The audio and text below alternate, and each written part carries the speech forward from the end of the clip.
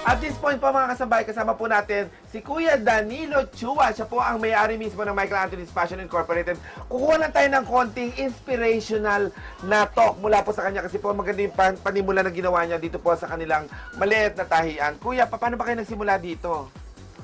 Nagsimula po kami nung yung misis ko, my former wife, ay na-lay off sa work. Nawala ng trabaho. Oo.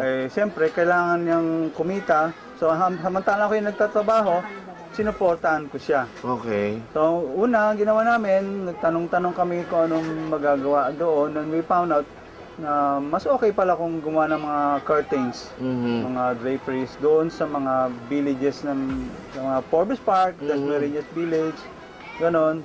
And then we started on a borrowed sewing machine. Nanghihiram lang kayo? Nanghiram siya. We just tried it. We just tasted the water if it's hot or what. Kung okay yun, then we go. Then we found out na okay naman ang kita. So we started buying second-hand machines. Then we do the first t-shirt business. So, mula sa kurtina, naging t-shirt na, tapos lumawig na ng lumawig, lumawak na lumawag. Sa ngayon, gano'n na karami ang mga mananahin na nagtatrabaho sa iyo? Actually, before we reached up to about 25 sewers. Ngayon po, nung magkaroon ng recession, na-downsize kami ng naging 12 na lang po.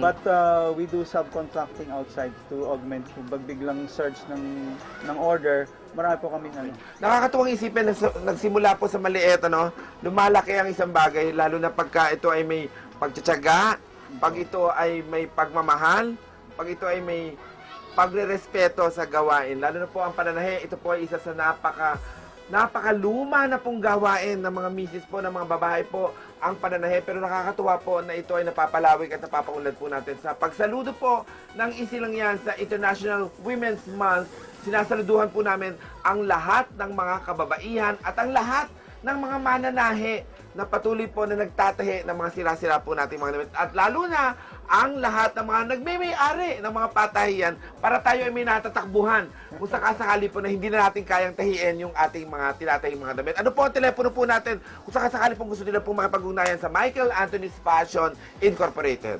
Matatawagan niyo po kami sa landline 802-4502 or sa 806-8468.